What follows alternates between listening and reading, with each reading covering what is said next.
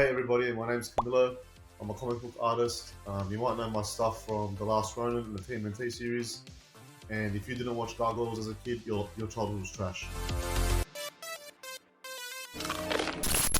I tried to segue before, I don't think you heard me. I was like, crocodiles and gargoyles are pretty similar, you know? But maybe you went didn't. over his head. It went over his head, yeah. I don't think I heard that part, but Jesus, yeah, man. Well, it's in the afternoon for you, but it's late for us, so my brain's a little off. But all right, so what's your first memory of Gargoyles? Man, Gargoyles, my first memory of Gargoyles was probably watching them in the mornings before school. You know, we had like a cartoon show that would run before school started called Cheese TV. And Cheese TV would show like a couple cartoons before 8 a.m. before you go to school. And Gargoyles, I was probably, how old was I when Gargoyles came out? Maybe like 12 years old, 11 or 12.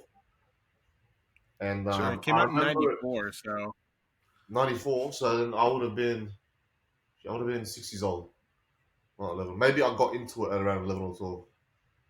But So Gargoyles, you know what I liked about it? As a kid, it was in that genre of like, it was like another Ninja Turtle show, you know? Like as a child, it felt like, oh, it's another Ninja Turtle show or another Street Sharks or another, Biker Mice from Mars. It all felt like similar like that. But the cool thing about it was that I used to watch, like, it was one of the few cartoons that I watched with older people, like my aunties and my uncles.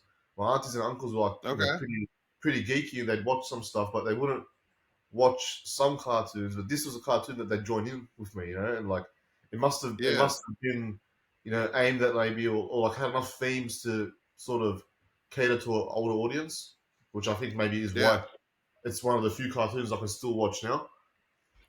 Yeah, for sure. Yeah, for sure. I mean, the story, like it's definitely worth a rewatch at any point in your life. Yeah, the overarching story and everything about it holds up. It's one of the few shows. Like, I mean, we all love Ninja Turtles, right? A lot of us wouldn't be here if it weren't for Ninja Turtles. Right. But you go back and watch the old cartoon, and it's a little rough.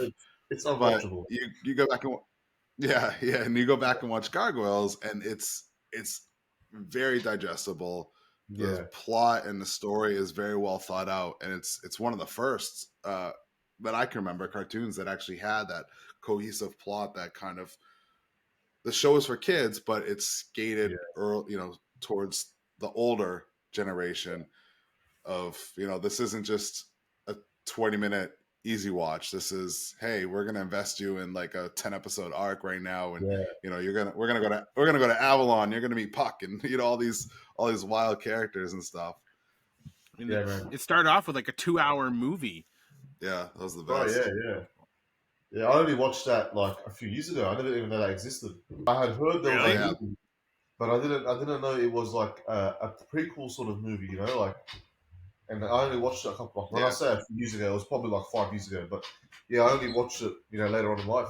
I mean, typically with stuff when you're a kid, you kind of like come into it smack dab in the middle. Very rarely are you catching a brand new show when episode 1, the pilot comes out. So I remember having like the DVD, or not the DVD, the VHS box set of it when I was a kid. I think it came with like a board game or something.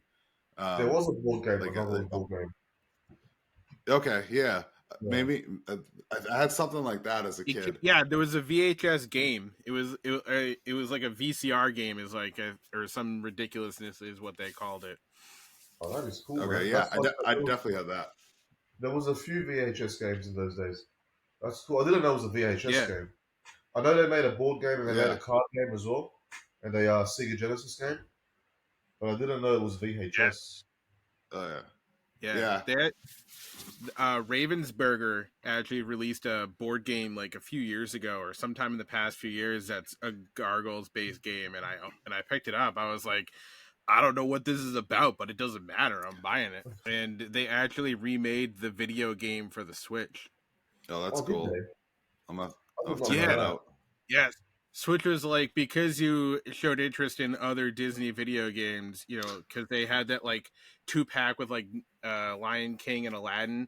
It was like, how about Gargoyles? And I was like, yeah, deal. I didn't know that. I'm gonna check that out after. That's cool, right? Yeah. It's like an HD awesome. remaster of the game. So a remaster of that like, Sega Genesis game. Yeah, exactly. Oh, cool. So it's not like a new one. It's just like maybe they added like a level or two because they do that sometimes in the remasters, but it just looks like the old one, but with updated graphics for a Nintendo Switch and not a Sega Genesis. That's awesome. That's cool. Yeah. Jeez, like the Gargoyles is definitely one of those shows that has like stuck with me over the years, as far as like always in the back of my mind, right? Always one of those shows that like you hold like high above your head, right? Like there's something about it where they're just during the day they're statues. They're so vulnerable, and they have to rely on that relationship with humans to protect them. And God, how many times you watch an episode, like especially as a kid, even as an adult? I mean, we know better as adults because we're smart and we can use logic. As kids, you don't, where you're like, oh shit, are they going to get destroyed in the middle of the day? Yeah. And when there's an attack on the castle, or like Xanatos is coming to get them, and as a kid you're like, oh shit, you have no idea. It was high stakes, that show, man. It was really high stakes, and they dealt with really some pretty like intense themes as well. I was rewatching the series when I got back from Granite. When we spoke about doing this podcast, I was like, I'm going to rewatch some episodes, and I didn't even, there's like episodes about like gun violence and all sorts of stuff, man. Like there's some heavy shit in those shows. Isn't there one where like Lexington or like Brooklyn shoots someone or something like that? Yeah, he shoots Eliza, the love interest girl. Oh yeah, that's a ridiculously heavy topic for a kid show. Like holy shit, he was playing with the gun, and it went off. It was crazy. Yeah, and for a Disney cartoon too. Yeah, that's why it only aired once, and then they banned it for a long period of time. Really? I mean, that makes sense. Like they aired it, so they aired it once, and then on subsequent replays, similar to like how you were talking about, like there was like a cartoon block before school. We had one after school that it played repeats on and stuff like that, and they wouldn't repeat it because of that one. Even the DVDs have the blood that like digitally rendered out and stuff like that. Wow, man. But yeah, it's one of those things where they're like, maybe we did it that one time, maybe we shouldn't do it again. It's kind of a heavy thing for. It was an intense episode, man. I mean, if it teaches kids something, why not? Don't play with guns, right? Like it's as long as it has the good moral, right? As long as it's not like ending with like Brooklyn, like, or Wild West flipping guns and shooting them into the air just randomly and stuff, like. And now the Gargoyles visit Moo Mesa, and they become the cowboy gargoyle. Right. The Gargoyles of New York. I don't know. That's one of the things that I loved about Gargoyles too, because you say Moo Mesa, right? 90s was a time of like anthropomorphic animals. Like, give me an animal, make it human-like, and we're gonna make a cartoon of it, right? But then you have Gargoyles, which is kind of based on air quotes reality, right? They're based off the stone gargoyles that you see in structures and architecture. But when I watched that show as a kid, I was always excited every time they introduced like new gargoyles, like when they introduced like the other clans and you see like different types of gargoyles and stuff. That always is what like got me, because again, 90s kids are programmed to like anthropomorphic creatures, everything. So like anytime like something new, like when they had like Cold Stone come on and stuff like that, I was like, give me more of that. I always thought that they should have included more gargoyles, because I always had this like thought in my head as a kid, like all those gargoyles like on the Notre Dame in France and stuff, all those medieval buildings. Like, wouldn't those gargoyles come back to life when the castle's raised by Xanatos, and like, wouldn't all those gargoyles start like, cracking open at nighttime? And they never showed us that. It was always like evil versions or robot versions or whatever. Yeah, the robot versions. It's like that's the movie, and I was like, really? We're introducing robot versions right off the bat? It would have been awesome if like Xanatos makes his what do they call them? The Steel Clan. He makes the Steel Clan all these robot gargoyles. He's like, we're gonna get them, and then they also turn to stone in daylight, and he's like, "Damn it!" Like he was like, "That's so good." You're useless. Yeah, You were but no, steel before. How did you even turn to stone? Right. But there was like there was some gargoyles that were like have griffins and stuff like that. Like they just right. they pushed the envelope. It was super cool. But like beyond that, I loved the pack. Like for some reason they like, and not just like, it was once they got their upgrades, you know, when they were all like, one of them like got genetically turned into a wolf, and the dingo and jackal, they get turned into like robots and stuff. Like I love that team of the pack. I always wanted like toys of those as a kid. Yeah, man, I love the pack. When I was a kid, the pack actually scared me. I don't know why, but the pack was Yeah. man. They were like unhinged, you know. But Yeah. the pack was cool, man. Like the pack sort of brought that like superhero theme back home. You know, like it was like it drove the superhero theme a little bit more because it wasn't quite a superhero like story, like show. But Yeah. I was going to say that with the introduction of the pack, and then like the gargoyles wanted to be heroes, like Lexington and Yeah. and you know Brooklyn and stuff. They all wanted to become heroes because of the pack. It made it feel like Spider-Man. Like I don't know why, but it started to make it feel like a Spider-Man or X-Men show. You know? Okay. Yeah, I can see that. Yeah. You know, like they're all Yeah. trying to do their best and be superheroes now because of the pack. But yeah. Yeah, even though the gargoyles, like they're already superheroes. Like, come on, like Yeah, I guess so. you're not normal. You're not normal. So that's, I don't know, that's on them. You know, you're already be able to fly and have super strength and all that stuff, and probably night vision because they're gargoyles. Like, you want more? Come on. Well, they're stoned throughout the day. It's a pretty big handicap. Yeah, right. Yeah, it's like 12. It's like 12 hours a day. You're completely defenseless, and literally somebody just has to go. Whoop, Even more in the down. summer. You know, they're going to be stoned for Right, longer exactly. in the summer. Yeah, right. Man, like, What about the summer solstice? Like, they're screwed. Gargoyles I couldn't wonder stay if in Australia because like it's daytime here until like 8:30, 9 p.m. sometimes. Oh, jeez, no. it actually gets to. It actually sometimes hits 9 o'clock here in like the dead of the summer. It's like 9 o'clock, and I'm like, I can still see everything. Yeah. Yeah. So it's good times. But maybe in the reboot that they got going on, they'll touch on that. The live action one, right? Maybe they'll touch on those like the Notre Dame stuff and everything, like you were mentioning. Yeah, maybe. Maybe they'll expand it. They should. They should. I remember when I was a kid, there was a fake what do you call it? A mockumentary about gargoyles. And I used to every time I see anything about gargoyles, I used to think it was related to the Disney gargoyles somehow. Yeah. So I watched this mockumentary about like they found a gargoyle, a real gargoyle, and I'm like, this is like the prequel to the movie, man. Come on. Oh, that's so good. Yeah. Jesus. Yeah, I'm excited. I hope they do it good. I was good when you said they made a mockumentary about gargoyles. I was like, they made a mockumentary about the TV show. Awesome. I didn't even think about the actual stone gargoyles. I'm surprised someone hasn't made like a short, you know what I mean, like a short movie about it or something, like them discovering like gargoyles, transporting them somewhere, and then it doesn't have to be great, just like camera angles and stuff, and like it comes alive. And what happens to that stone every night when it breaks off of them? I never always wondered that too. Like, does Xanatos in the clock tower just like have a janitor crew like shoveling up fucking quarry and stuff? He uses it to rebuild the castle every time it gets destroyed from him trying to kill the gargoyles. That's a good idea, but then what? In the daytime, the castle becomes flesh. The sun just comes up and there's blood everywhere. Like, where'd this come from? Like, no. So what? Brooklyn's your favorite character, right? Yeah, correct. Yeah. All right. What's it about him? Well, man, like he looks the coolest. That's the first thing, you know. Yeah.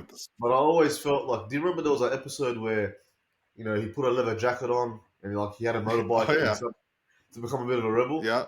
I don't know. I was always attracted to the rebellious characters. Like he was like the group's Wolverine or Raphael. Yeah. So that's why. Right. Okay. Yeah. No, I could see that because I always dug Lexington for the comedic. Like he was the comedic like hey, and then like like kind He of was did the the same. Donatello. Is he? He was the tech Lexington? guy. Yeah. Was he? Yeah. All right. Yeah, he did have the tech, All right. didn't he? But I would have said he was more of a Mikey. Right. Yeah. Maybe a good There's mix. like 4 Yeah. Leonardos, like 1 Mikey, because like half of them are all like very like they're very proud. They're very attentive, and Well, Hudson was the original leader of that Yeah. chapter of Gargoyles. So you have him as right. a leader, then you got Goliath, and then Brooklyn was like second in charge. So the team had 3 leaders. Yeah. Yeah. Right. Oh yeah, I remember that episode where he had to pick the second in command. Yeah. And it was between Brooklyn, Lexington, and oh man, Brooklyn, Lexington, and Broadway. All right, there you go. Broadway. I don't remember the name, but nah, man, like Hudson's always my favorite. He was just so cool. He's the only one that had like real clothes on. He had like the shoulder pad, the sword and stuff. Like he was like the gruff like for clothes, a fighter. Sword and a shoulder pad. Well, no, he also had the shirt, right? He's just not just the loincloth. Like he had like the wrist bracers and stuff like that. He just didn't he have like he had armor and stuff. Yeah, he had the shoulder pads. Like he had a little bit more like mystery and story behind him than just naked with a loincloth. He just less than He-Man. Like they're less than He-Man. I was like Tim, and just that. Hudson always reminded me of my grandfather, man. Even like his color, I mean, like old people clothes. Listen, listen. He's an old fart that just sat on a couch watching TV with his dog. Like he's the best character. It's just I loved it because he was just always so cranky, just sitting there hanging out with Bronx, and he wanted to be left alone. Do you ever find it weird like Bronx was a dog? Like I always found it so weird that Bronx was like the same species, but you could have something from the same species that was the dog. It's like we don't have human dogs. Like I mean, depending on depending if you're into bondage or not, like. I mean, you got Pluto and Goofy, who are both dogs, and one's a pet and one's not. Okay, that's Disney. That's Disney rules. I also liked how anytime they went somewhere, Hudson had to like carry Bronx. Like when they're flying, he's just like holding on to him while he's gliding down and shit. I used to always get a kick out of that, man. That was so good. Maybe Bronx was a baby, and because they were frozen for 1,000 years, he never aged and never grew his wings. I don't know. Captain America? I don't know, maybe. I always thought that was the case with Lexington. I thought his wings would like unweb themselves when he got a bit older. Detach. Yeah. That would have been interesting if they explored that. I like when shows do that, when they show like the age and the progression of a character like that, where they actually age them up, not like The Simpsons or Family Guy where they're the same age for 25 years. 35, bud. 35. 25 for Family Guy, 35 for Simpsons. Something like that. But did the old action figures ever make it to Australia? Yeah, man, I had heaps of them. I was actually going through my garage last night trying to look for them. So I'm like, it might be cool to have them on the back here. As we're talking about it, I couldn't find them. I had a lot of them. I don't have the new ones, the new NECA ones, which are pretty cool. They're harder to find in Australia, but in the 90s, we had all of them. That's awesome. I have Hudson and Bronx from the NECA ones. I'm waiting for like the draped cape because it's so hard to display them with their ginormous wingspan. Yeah. But I had a bunch of the figures as a kid, and I loved how they had like the gimmicks, right? Like Brooklyn had the button and his mouth opened up, and he had like the moving tongue and stuff like that. Yeah. And some of them had the flapping wings. Like I wanted all those figures as a kid. Yeah. Never. Do you remember there was a few of them? I think like Broadway. His color scheme was different. He looked like stone. Yeah, that? I always hated that. I don't remember. I don't remember that, but I had a Goliath that you put stone on top of him, and then it Yeah, breaks off. that was a cool So one. I I never had that. Yeah. And then I also had one where like it was Goliath had armor, like gold armor, Yeah. and he was like a lighter shade of purple, but he had gold armor. And then I also had Bronx like that, where he had gold armor, but it was like he turned into like a griffin with gold armor, and he had wings Oh, through cool. the armor. Yeah. I had those; those are pretty cool. I had a Goliath that had fabric wings. A real Oh big one. yeah, Yeah. I had that one. That was pretty cool. that's cool. I remember that one. Yeah, I always wanted the castle playset as a kid, I and mean, I never got that. I never had any play sets. I don't know why. Yeah, My parents saw those and they were like, "That's too big. It's too much of a commitment," and they never got me that. But that would have been awesome. I mean it is. It is. Yeah. Playsets. I mean, they're a lot of real estate, and Yeah. you know, they're a lot of most of them are a lot of money. You know, I was lucky enough to have a good chunk of them back when I was a kid. They did take up a lot of space. And the honest answer is, like, even in my bedroom, like, they either got put on shelves in my closet, and then, or at one point, like, everything ended up, like, in boxes in my basement around, like, my grandfather, who had set up, like, a train display. They, like, ended up, like, on in boxes, like, underneath that. Yeah. You sure he wasn't unboxing them like it's a train display, and then there's like the GI Joe base, like the train like goes through and stuff. That would have been so cool. I definitely know for a fact he didn't do that. That would have been that would have made it way cooler. Yeah, for sure. Because the last thing I wanted, that would have been the greatest. Because he would have had like, especially with like the turtles like layer play set, it would have been a Subway, man. Yeah, right. That would have been cool. I unfortunately was a little OCD when I was a kid, and I rarely mixed properties. You know, if I was playing with one toy line, Lame. I was it was something as a kid where like I wanted to recreate the show as best as possible. You know, my mind, and like, you know, sorry, GI Joe never played with Power Rangers or Captain Planet or whatever. Like it was always They should have. I had those rules as well, but mine were a bit more loose. Like my Gargoyles could play with Spider-Man because they both hung out in New York, you know, but they couldn't play with Batman from somewhere else, you know. There you go. Yeah. That I can understand. I can understand that. Like, you got to be in the same vicinity, like from the same vicinity. So the turtles. Right, yeah. So you could have had the turtles in there, and Daredevil, and basically most of Marvel. Yeah, exactly. Yeah, all of Marvel, pretty much, right? Except the X-Men. They were upstate.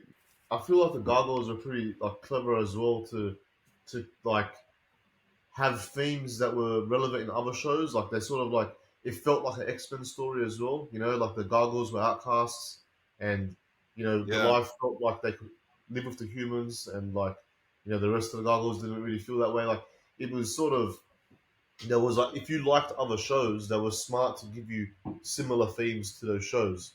So as you were growing up, because even X-Men was like a little bit of a younger audience, you know, that original '90s show from the X Men. Even that was a little bit like, you know, it was a bit for younger kids. So, but if you liked that, you could watch Gargoyles and still get similar themes, you know.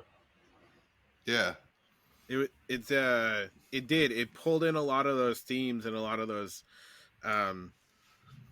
in like you just said, it pulled a lot in to try to make it for older kids to bridge that gap, because you know it was basically the next step evolution of cartoons at that point, which is why I think it only lasted for what, 2 or 3 seasons. I think it was 3 seasons. Yeah, I think 3. Yeah, 3 seasons. It only lasted that long because, or it didn't last longer, I think, because it was geared more towards older kids, and or that older kid, younger teen type weird demographic, at least as far as I could tell. But it was the thing that also, like you said, like your aunts and uncles, they were cool watching it, and but that's why. It was because it was that older piece there. It wasn't like the littler kid thing. Yeah. So it did a great job at what it did. It Yeah. was unfortunate that it didn't last longer, but I'm not surprised it didn't last longer, because in reality, right. most cartoons have a 3-year lifespan, before they want to reboot it for a new crowd of kids, younger audience. So 3 years, 3 seasons, 3 years, whatever, makes sense to me. I'm just surprised that we haven't had anything since. Like, with how good it was, I'm surprised it's taken, what what 30 years to get any like whispers of a reboot. And we're finally, hopefully, getting one there. It's on the Well, I it's on think the it's been horizon. confirmed. I think it's been confirmed that we're getting one. Yeah, but you know how that goes. It's been confirmed that we're getting a live action He-Man movie for the past 10 years too. Also, live action Powerpuff Girls was supposed to have it too, so that was definitely confirmed. Yeah, but then they shot the pilot and they're like, "Oh, this is creepy as fuck and a little too sexual. We're not going to air this. We're done." We got it. No, they reshot it and they didn't. And then it fizzled. But no, I think it's because, like, in order to reboot stuff and redo things, like, somebody's got to want it. And I think everybody was kind of on a similar boat, like, give us more. Well, we're not going to give you the same thing. Then we don't really kind of want it. Like, give us what we had, but more of that. But I think over time, the people who have kind of been like, well, give me more of that, or like, all right, well, we see what can be done. Why don't we let them kind of give it a shot, see what happens? It's bold that they're doing live action too. Like, that CGI is going to make or break that show for sure. Yeah. They can't half-ass it with that. Well, now's the time to do it, man. We live in the age of CGI, so now's the time to do it. Plus, all the fans of the Gargoyles, we've all grown up and we have money to spend now, so that's another reason to do it. Yeah, right. Yeah, give us more toys too. When's NECA coming out with the castle? I want a castle. That'd be pretty cool. That'd be scary big. Yeah. Mike, you don't even have room for the toys you want to buy now. Sorry, Camilla. That's all right. No, I always found it so funny how in the cartoons they drag that castle up with a few helicopters and place it on top of the skyscraper. That was freaking. Yeah, like it's not gonna just fall apart and shit while they're like carrying it from fucking Scotland in the new movie. Yeah, but I don't know. I just they got to do it right. There's so many things out right now that just have wonky CGI. Even like blockbuster movies, like you look like the Venom and like the Carnage movie, and like that CGI was just terrible. And but then there's other things like, have you seen that? To kind of pivot for a second, have you seen that fan film of The Last Ronin that's on YouTube? Yeah, I have the CGI one. Yeah, yeah, it's like 2 5-minute clips or whatever. Like that's amazing, and that's some fan just like doing it in his living room. Like, that's incredible. We get stuff like that. That's some schmuck can make, but then you have these like ILM and like all these like big studios that are putting out like crap. And I get that's probably a lot of like how much they're getting paid compared to you get what you pay for type thing. I'm sure, and all these studios wanting to pay less, but. Yeah, man. It hurts the end product. It's like probably as well how much pressure is put on them. Like, they're probably working on so many projects at once, and everyone wants it out real quick. Like, man, people devour content like no tomorrow these days. So, they want stuff out really quick, and it's going to turn out crap. It's sad. Yeah, it's sad. It's that it's that news cycle. Everything's just like, what's the next best thing? What's next? Like, and I mean, I'll complain about it for sure, but I'm one of those creatures too, like I collect action figures. The second I get an action figure, I'll open it, enjoy it for like 10, 15 minutes, and then I'll just be excited about the next thing. And it sucks where you don't we're not built anymore mentally to just absorb things and just, be content with it. It's always what's next because we're getting so much content, whether it's like physical content or digital content. It's all over the place. Yeah, man. You know, so from a comic standpoint, it's from great. a comic standpoint, yeah. Well, comic standpoint's a little Mike. different, right? Mike's getting sucked into comics, so it's fun now. Yeah. No. I was out of comics for like 15 years until this damn podcast. Now I'm like, I need And comics. you're welcome. Yeah. I love comics. Like I still collect comics, but you know they don't feel like they used to feel anymore. You know, Yeah. like even the comics, like I can tell, like you know, sometimes I open up a book, I'm like, man, this art wouldn't make it. You know, back when I was a kid. You know, um, everything feels a bit rushed. Like even sometimes I find spelling mistakes in comics and stuff. I'm like, what's these editors doing? You know, Oh like wow. Yeah. yeah, you know? I never caught that. That's interesting. But Now, like I always notice that too, right? Like, so as a kid, you don't realize that one person can be drawing the cover and one person can be, Yeah, doing the line work on the comic, and then it could be two completely different people for issue 2, and so on and so forth. And it finally clicked, like when I was collecting comics, like in the early 2000s, where I would get into like a series and be like, "Oh man, this is beautiful. I love this." And then all of a sudden, the next issue, it's all derpy, and you're like, "What the fuck just happened?" And yeah, you're right. It's like, I don't understand how they pick the artists to do certain things on certain stuff, because it's like there are some things where I'm rereading the Messiah Complex right now, and there's some things in there where I look at it and I'm like, that looks like a kid drew it. Like, it just doesn't make sense. But I know part of it probably is, artists like yourself are just under ridiculous deadlines, and to get through a whole issue or something, you're cracking the whip under the gun and stuff. So I definitely understand that sacrifices need to be made on like certain panels and stuff like that, so you can focus on like, screw the establishing shot, here's the action shot type thing like that. yeah, So I understand, like, I definitely understand, but it's like a little disheartening sometimes when like, you're looking through and the quality just like drops yeah. for a second But it's as like sort a of like consumer. what we were talking about before, with like content being devoured so quickly. Like I got a few friends that work for Marvel, and one in particular just started working for Marvel, and he's like, you get Nice. I think it's like 6 weeks to draw a comic, but by the time you get the script, a week is gone.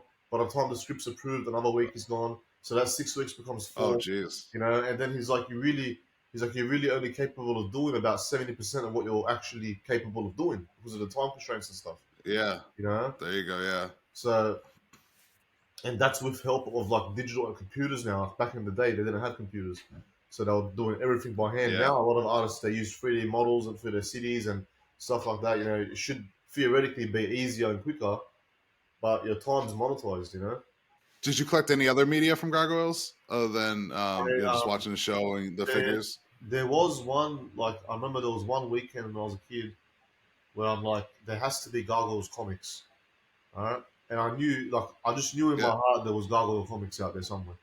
And I remember I took my Yeah. mum on like on a hunt to like the few comic shops we had close to us. I'm like, you got any Gargoyles comics? And one place had a few, so I had a few of the comics. Like I had like Okay.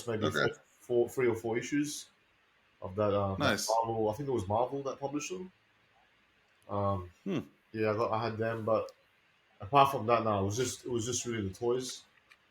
Um, Yeah. and yeah, and then the show got cancelled, and I got a bit older, and that was it.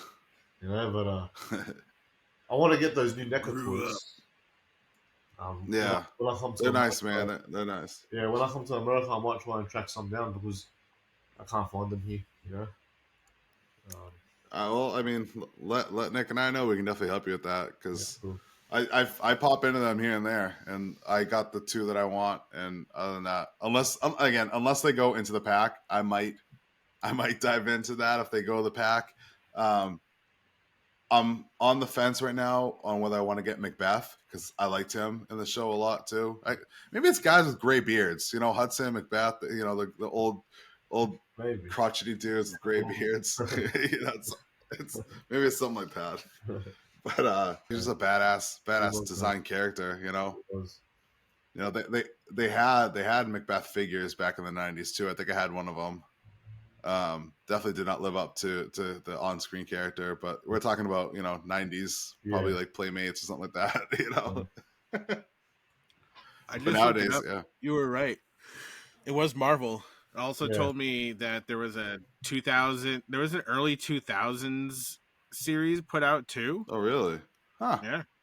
By SLG Publishing. Yeah. And there was a spin-off. I think there was a spin-off one as well called Gargoyles Bad Guys or something like that.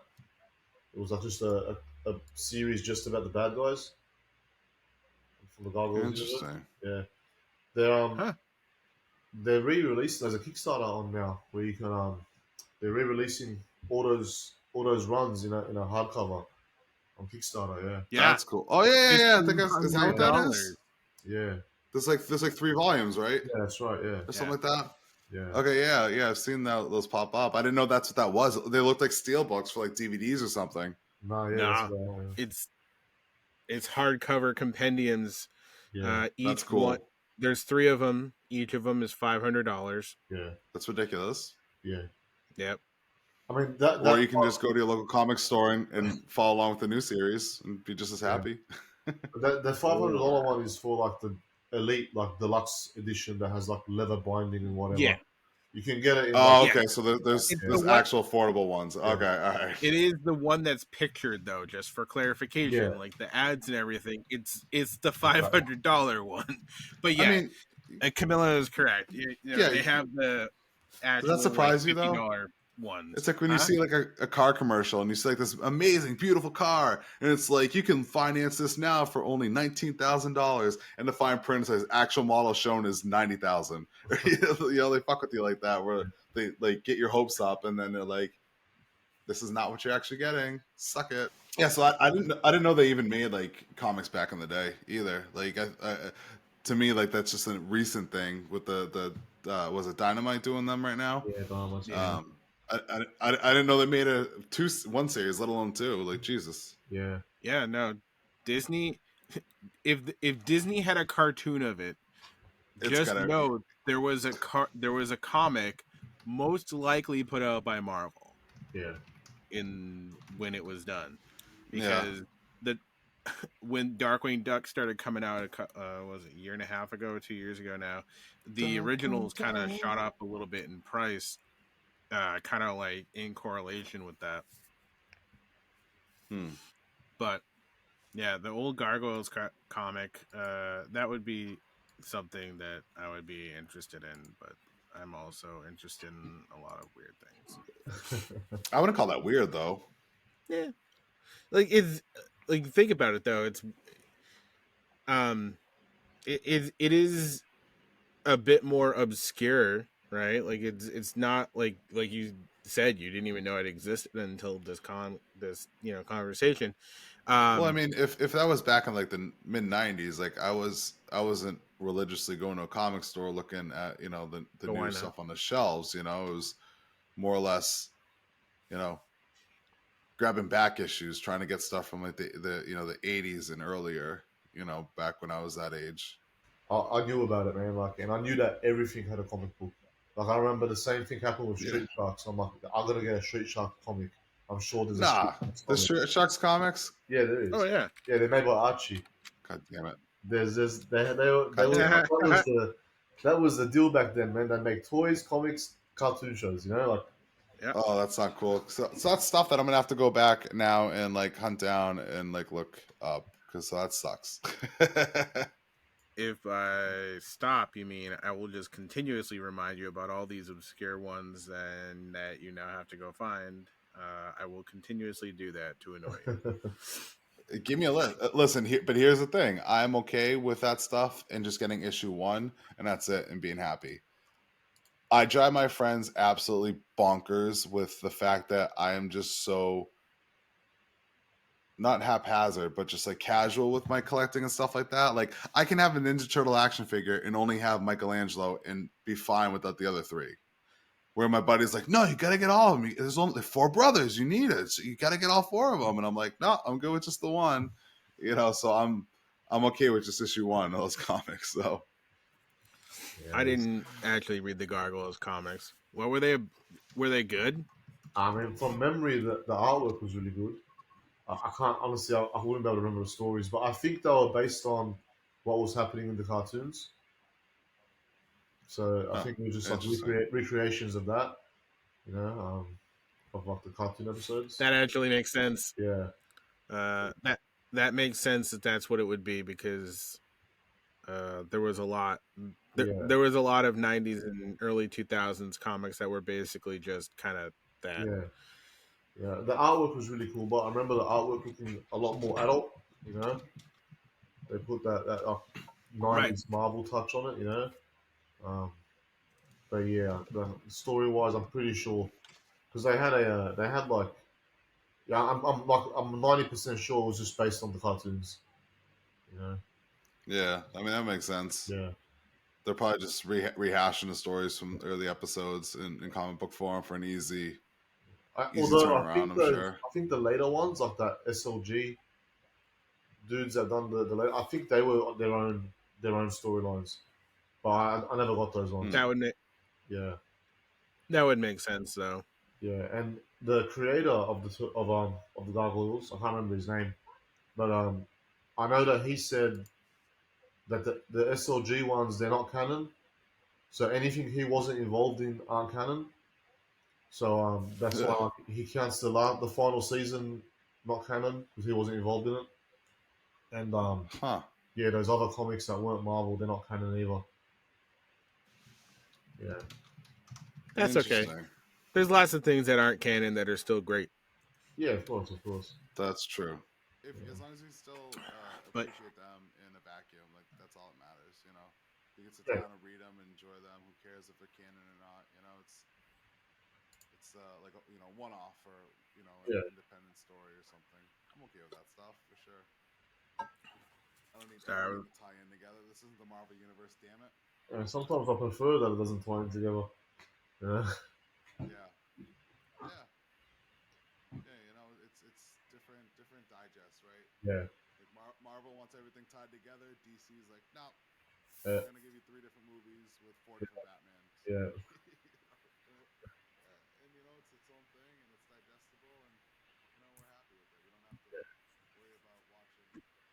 Shit. Did I watch the previous like 20 movies? Yeah. You can just be confused when you see two different Batman on the screen. But you that gotta give that movie was different. It was the different. Batman. Yeah. It wasn't terrible. It was definitely. It wasn't. It was the detective for sure. It wasn't. It was definitely the grounded. Roots Batman. Right. It wasn't bad, but I think it I was didn't is hate very it. long, weird. man. I think it was a very long movie. I don't want to say Yeah, it was bad, but I struggled to get through it at some points. Um, yeah, yeah. It wasn't a ton of action in it uh, either. you know, It was also weirdly quiet. yeah, Yeah, it's a Like lot. the It's a first lot of half an movies. hour of the movie, I thought I was watching like a weird like misburned DVD or something because I was like my home theater has a set volume that I it goes up and down like one or two notches, right?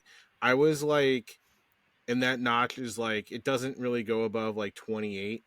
I was at 52 and I was like, "Ooh, I think I hear what's happening on on the screen." And then I was like, "Oh, I gotta crank it down again now because something happened and all of a sudden the audio is like normalized." And then there is an explosion and it bursts your ears. Yeah, Yeah. right. I hate that, especially if like if I'm trying to watch something like in bed while my wife's sleeping next to me, and I try and keep it low, and it's like, all right, well I can't hear what they're saying, so I got to turn it up a little bit. All right, now I can understand what they're saying. Then all of a sudden, music starts playing, and the music's like, ah! I'm like, shit, turn down. Like, it's stressful. Like, yeah, I don't know. I mean, I've heard excuses from people like in the industry why it's mixed like that is because like they're trying to, make it grand or make it more impactful in a bigger moment. and they gotta, reduce the dialogue to make that jump. But it's like, yeah, but then if I can't hear it, like I'm not gonna enjoy the movie. Like I don't want to watch movies or TV shows with subtitles on. It's not what I want to do. Yeah. Because sometimes I'll do that, especially like I said, my wife's sleeping. I really want to watch something, and I got to keep it low. I put the subtitles on, but then you miss half the stuff that's going on the screen, and you miss all the details and stuff because you're too busy reading the words. Yeah. And who wants to read when you're watching the movie, man? So I was looking up the comics and stuff because I wanted to see what they look like. Yeah. First of all, the Street Sharks ones are absolutely perfectly 90s. They look amazing. I kind of want to track down one. All right. First of all. Second of all, that's exactly why I'm into the new Transformers comic series. Have you looked at it at all? It looks like it was drawn in the 80s. It's amazing. It's so like throwback, like retro nostalgia. Obviously, like you said, the feel's not there. It's like, definitely the glossy smooth paper, not like the old like off-white paper that, that feel and that smell. But other than that, it's very throwback. Again, I'm more of an action figure guy. So I like the fact that they started doing like variant covers that are just like an action figure card back with a figure on it and stuff. So it's like, that's so cool. That's so cool. Let me introduce you to any of the runs in the past 15 years of Deadpool. I could pass on that. It's more or less like kitschy things, right? Like I don't, Yeah, like the toy. It's not just like 75 different versions of Deadpool as an action figure. It's like all the characters as action figures. Yeah. Interesting. Mm-hmm. Interesting. Don't make me hurt, Warnick. There was I want to hurt less. Secret Wars as well. The last Secret Wars Marvel did. They had all the variants. They had all the toy covers. Remember that? Yeah. That was like. That was then there was the. Right, and then there was the Super Secret Wars or whatever that was that also had the Secret Wars. Then there was the Super Secret War comic covers where it was another comic on the cover and you needed all the covers to read the comic. What? Yeah. Fuck you. Like I have so many different variant covers of those runs. It's ridiculous. Jesus Christ, no. I don't like that. But I mean, in all fairness, though, Dynamite's doing the same thing with their properties now. I can't fault them for it. It's a great idea. They all do it. And there's variants. Right. I mean, Last Ronin had what 452 variants for issue one. Thank God for it. Yeah, right. I had a few of them, but it is. Yeah. I think that TMNT issue 100 really blew it up. Like they had over 100 variants for that comic, and then since then that's crazy. Variants. Yeah. There's a little. I'm going to say little known because very few people I know actually have ever read it. It's called Gen 13. It was from the 90s. I know those.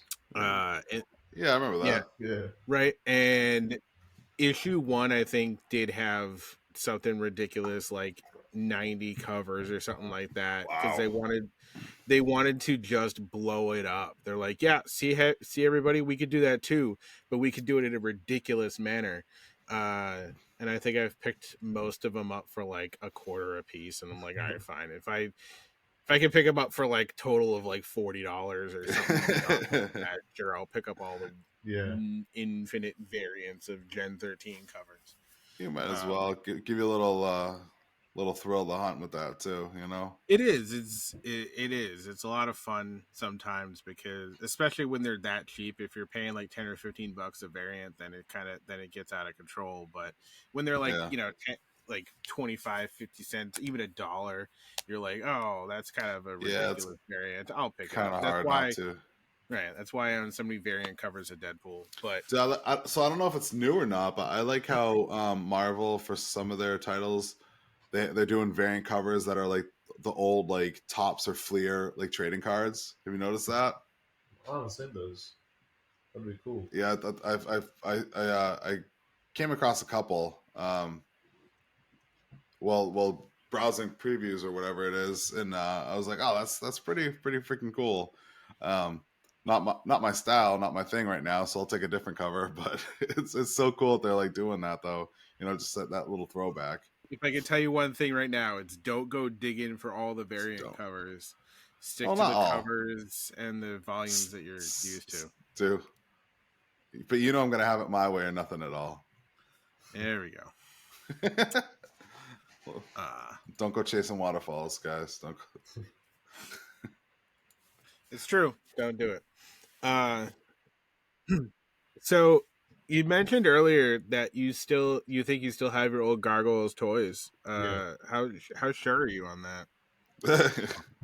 I'm pretty sure, but then they're nowhere easy to find. They're probably in storage in the garage.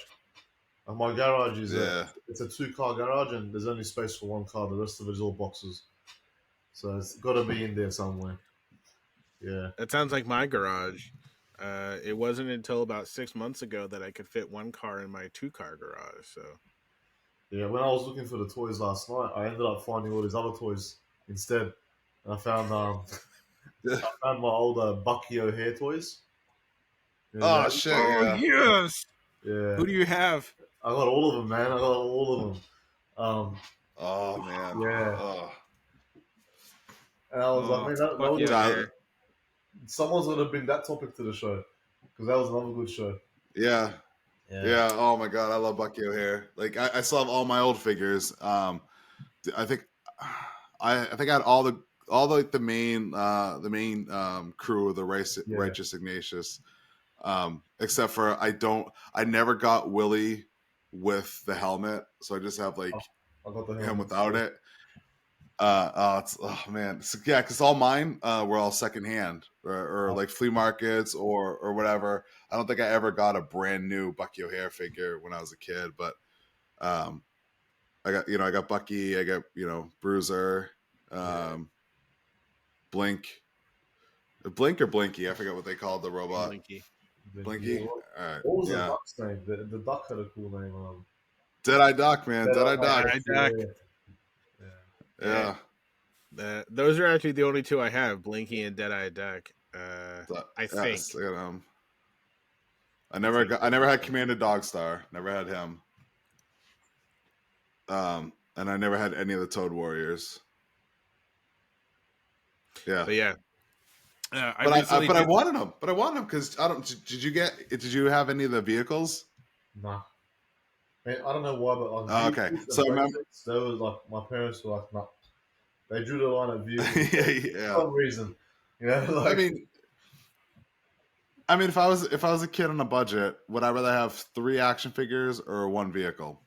3 action figures, right. For sure. But so I didn't have any either. So don't get jealous. But I remember seeing like commercials for them, and they had like the Toad croaker or whatever, and they would actually make croaking noises. Yeah. I remember that. That was so cool. But yeah, that's one of the toy lines. Boss Fight Studios had the license for a while, and they put out modern Bucky O'Hare figures. And I picked up Bucky, Deadeye, and Bruiser. So I got modern representations of those guys at least. That's cool. I did something when I cleared enough space for the one bay. I did end up finding a bunch of my old toys as well. I'm still hoping. Like I asked you because I'm like, look, I know I'm fairly positive they're out there, but every time I find bins and they're not in there, I get a little bit more depressed that something happened to some of my toys in my mom's basement. Am I gonna find Dead-Eye Duck? Because that would be amazing. I would love that. Dude, there's toys that I knew I had, and I've gone through my bins and I haven't found them, and it's defeating.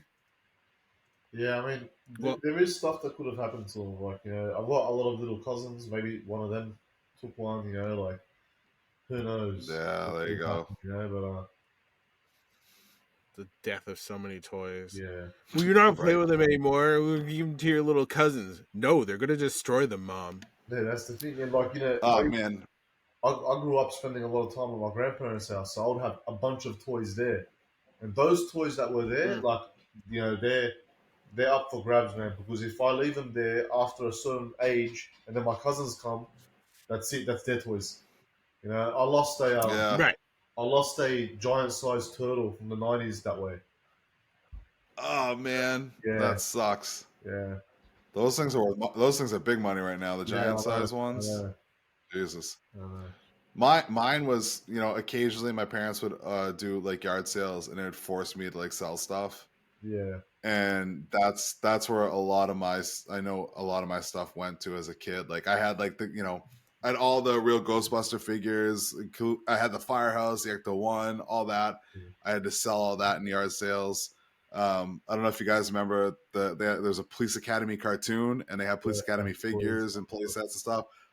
Yeah, I had a bunch of those vehicles, my Cops and Crooks figures, like all that stuff that got shipped off to the yard sale, and all stuff that I would love to have right now.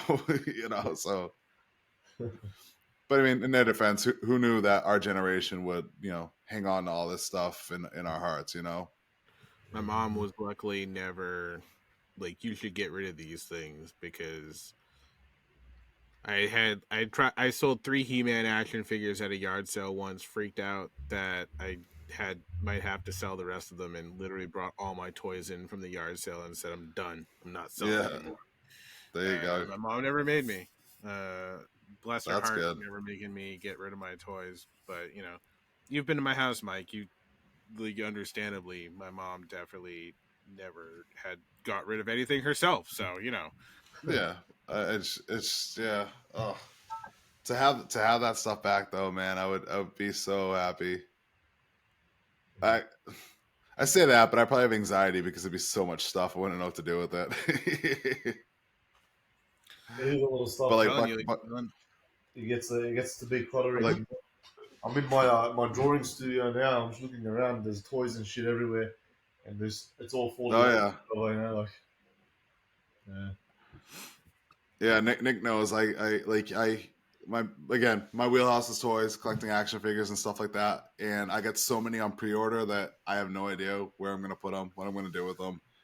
And I look at my office and I just get anxiety. I got no room, everything's cluttered, and then I feel like 3 times a year I go through like the what is this all for, trauma phase where or in my mind I start adding up how much I paid for everything, and I'm like, oh my god, what is wrong with me? Yeah, no, I do like 3 times a year, and then I got like a panic attack because I'm like, oh my god, no.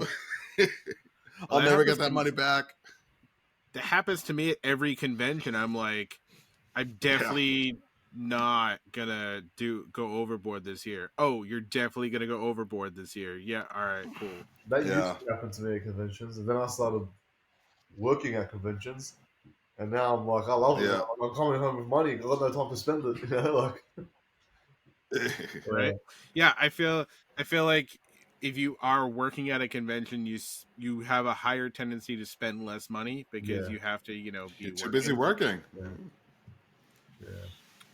True. I'll try to give myself like an hour or so every convention I go to just to walk around and see if there's any like back issues I need and stuff like that. But it really happens, Or stand in line for 3 hours to get Peter Laird's autograph. Yeah.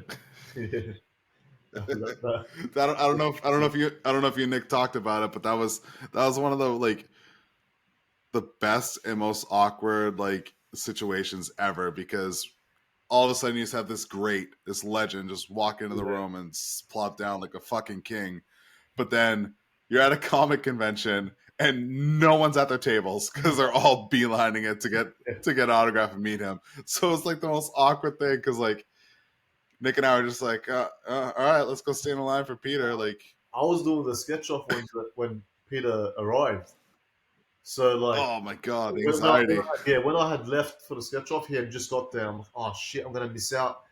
So I'm in the chair of the sketch off. I just busted, like, hurry up, let this finish. And then I was lucky, they let me the artists had their own sort of line where we could just sort of cut in a little bit. That's awesome.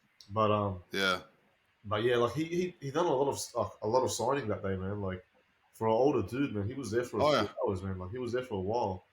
not only signings, but everyone's getting a remark too. Yeah. For free. Yeah. Like that's ridiculous. Yeah, I mean, That was my favorite part.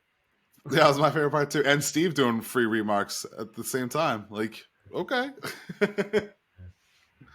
Bring it on. And then that sparked my thing, because when fucking Peter Laird shows up somewhere, you find something to get him to sign, right? Like you don't just pass up that opportunity. So I grabbed the hardbound covers for the Last Ronin. And I'm like, all right, I'll have him do the sign and remark the cover. I'll have Steve sign and remark one of his covers inside, and then I had Ben remark the cover, and then I don't know if you remember, but then I went around to you and Ruth and like everybody, and I'm like, here, sign your covers. So that spawned a thing of I need all 200 pages signed right now. I'll be honest, that was probably the hook.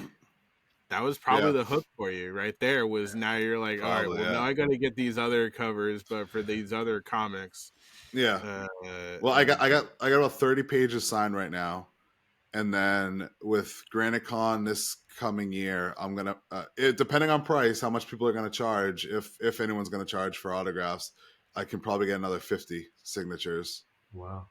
This year. So unfortunately, I won't get all of them signed because so we can take turns.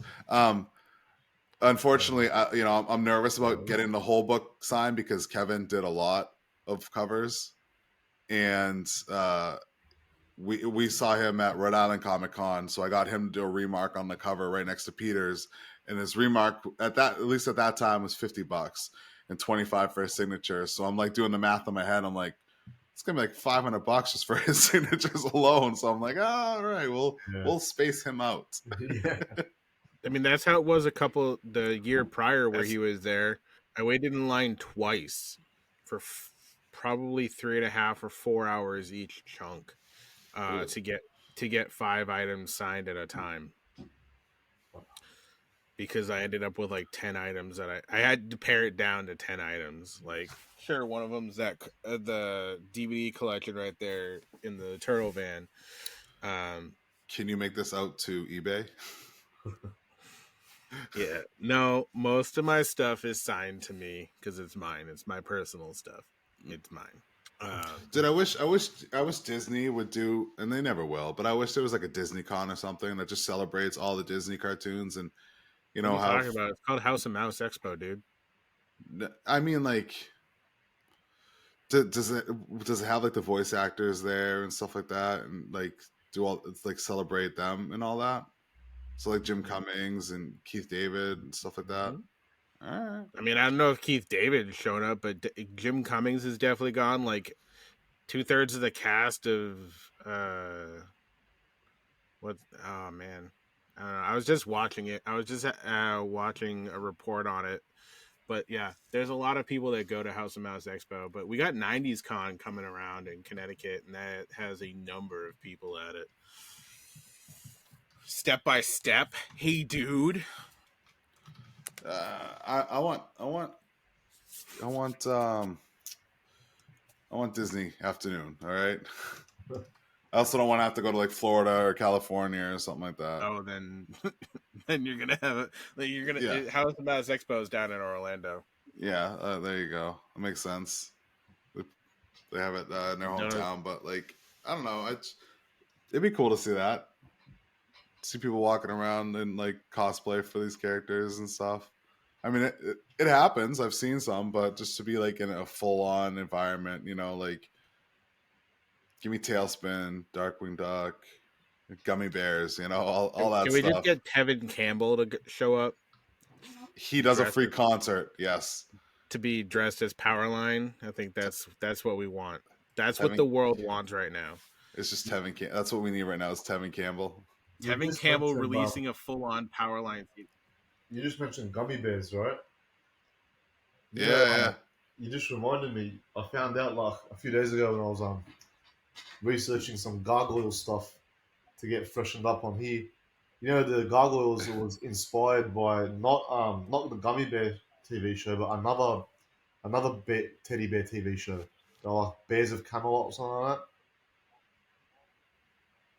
Fuck. Hold on. It Bears of wasn't the gummy Camelot? bears. Yeah, it was about like a bunch of bears that were like in medieval times. The creator of the Gargoyles, he he was heavily influenced by that. He was heavily inspired by that show to do Gargoyles. You know what? It was the I think it was the gummy bears. Now that I'm looking at it, I think it was the gummy bears. Because the gummy bears definitely had. I can see the gummy bears because they had a lot of like similar characteristics. Like there's the one who's entirely devoted to food. There's the old cranky one. Yeah. There's the little comic relief one. There's the kind of badass one. Um, there's the weird human that is obsessed with them and knows about them and is cool with it. And then Oh yeah. there's the evil human who wants to whatever. A lot of parallels. A lot of parallels. God damn it. So Yeah, I think I'm gonna have to I find saw that now. Like now that I saw the images, nothing's coming up. I learned it on some YouTube video. Someone was talking about it where like I showed an interview with the creator of the Gargoyles and he was Yeah. talking about it. But yeah, I'm pretty sure it was the gummy bears. Now that I saw it, the images, it sparked something in my memory. Oh Yeah. that's so cool. Like it's imagine getting gargoyles from gummy bears though. I mean, I get the familiar characteristics, but my god, like the tonality of the shows are so different. Well, That's why apparently it's originally inspired by it was meant to be like a comedy. Like Gargoyles was being comedy. yeah, it was meant to be a comedy. Huh. Yeah. Yeah. Gargoyles started off as your typical Disney cartoon show and then kind of morphed into the masterpiece it is now. That's interesting. Well, I mean, even because the pilot was definitely dark. Yeah.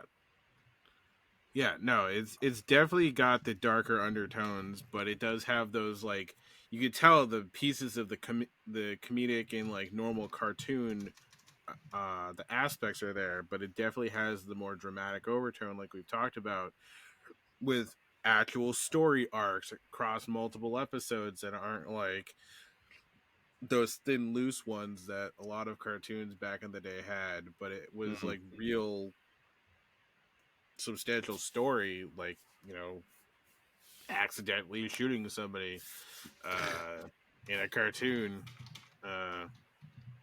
which is that's crazy that they went with like that serious tonality of it. Like that's for a kid show, that's heavy.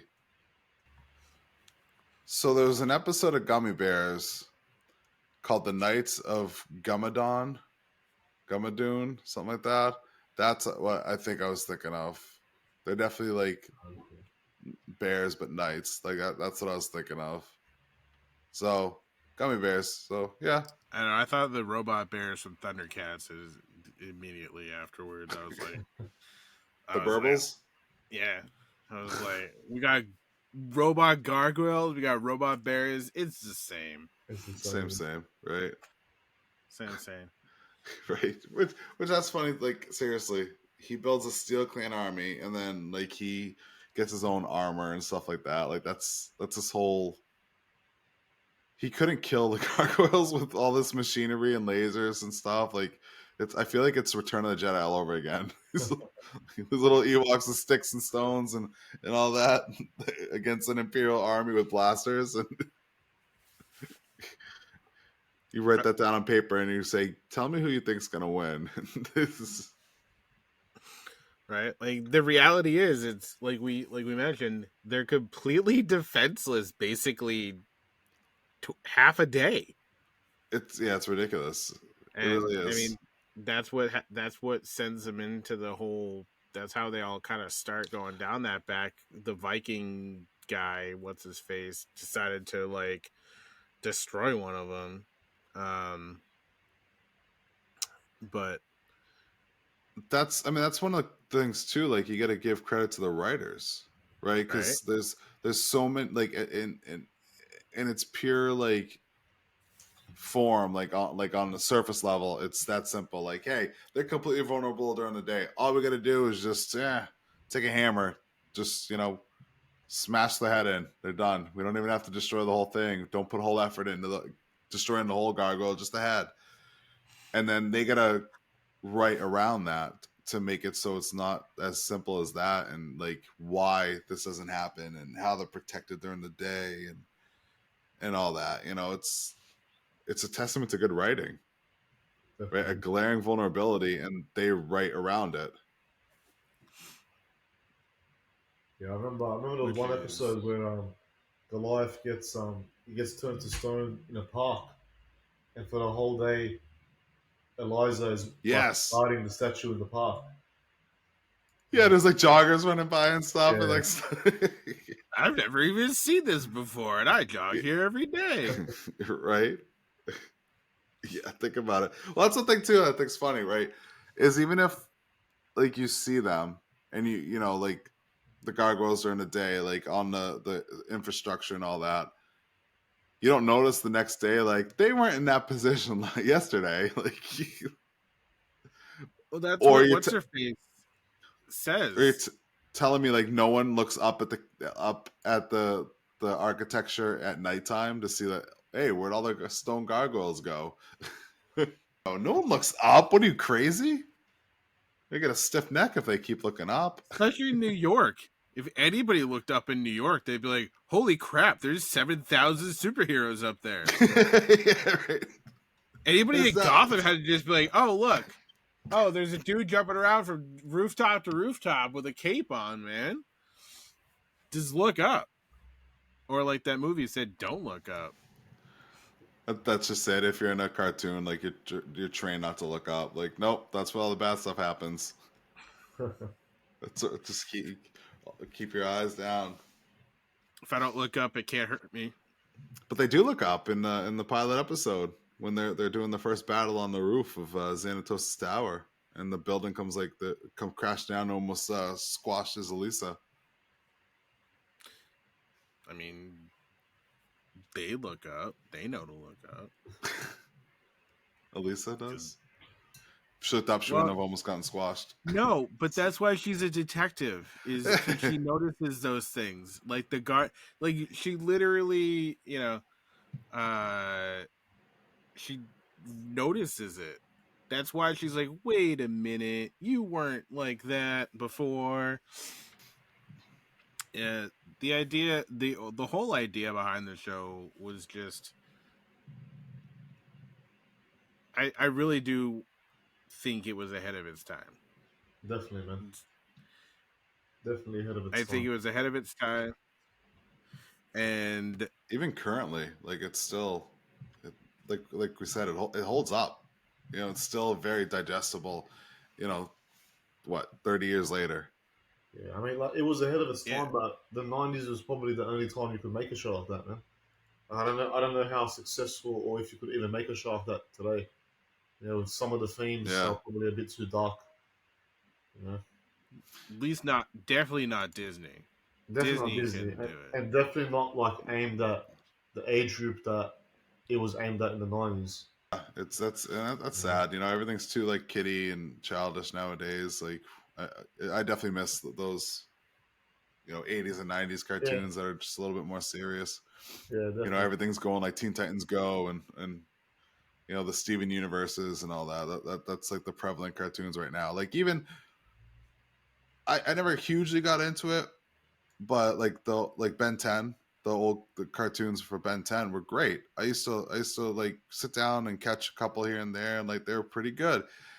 And there was like a modern one that came out like 2017, and it's definitely like childish. They definitely like aged him down, made it like 12-minute episodes instead of full half hour, and Ben's more of like a goofball than anything else. It's still a good show, but it's definitely like aged down. I think that's what a lot of the cartoons nowadays are doing. I mean, it's a double-edged sword, man. Like, it's who knows how good it was for us to see certain things in these cartoons, as kids. Like, I don't know, man. I remember I would watch movies with my parents, but there'd be like, a bad scene, and they just cover my eyes while it's still playing. Like that. Yeah, right. Probably best to eliminate that sort of like those habits, and make everything a little bit more kid friendly. Because who knows, man? Like, who knows if it was bad for us or not? I feel fine, but I don't know. It's probably yeah. I feel fine, but it's argumentative. Yeah. Like you're not wrong. Like I make the jokes, right? Because my mom showed me a whole bunch of movies that were well ahead of my time, but was like very protected. Like was like, no, you can't listen to swear CDs. Oh, let's go. Oh, you're 9. Let's go watch Pretty Woman, right? Like it was like a weird. Yeah. It was always a weird semantics that. So the adult kind of cartoons probably would have flown under the radar of most adults. It probably did. But at the same time, you're right. Like, I don't know. We're probably okay. Or at least we think we're okay. Yeah. But at the same time, we pay $50 for action figures, so maybe we're not okay.